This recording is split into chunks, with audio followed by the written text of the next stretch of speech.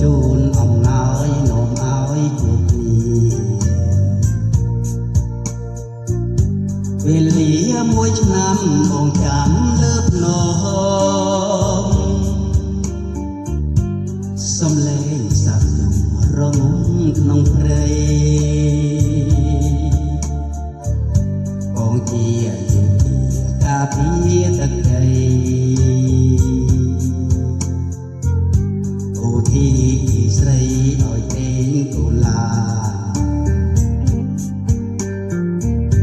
យុធាលើភ្នំមុំអូធី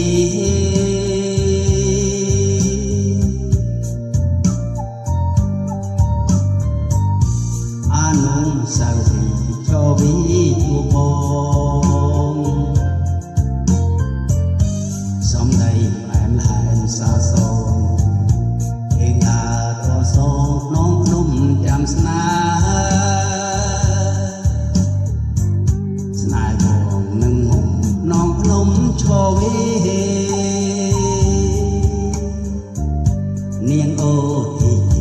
ឈរវីម្ចាស់ស្នេហ៍មួយឆ្នាំអត់ទេបងនៅចាំស្នេហ៍យ៉ាងយូរមួយខែប្រាប់ម៉ែបងហាចូលស្ដីដឹងមុំអូទីជី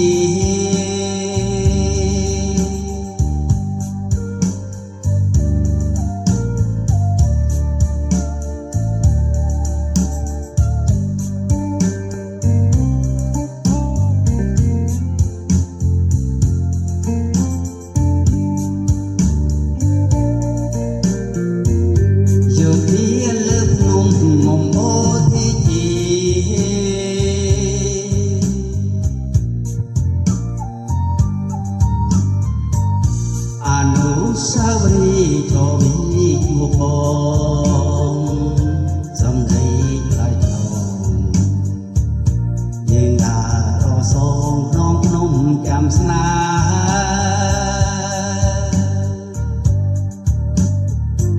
៍ស្នេហ៍បងនឹងមុំក្នុងភ្នំឈរវេ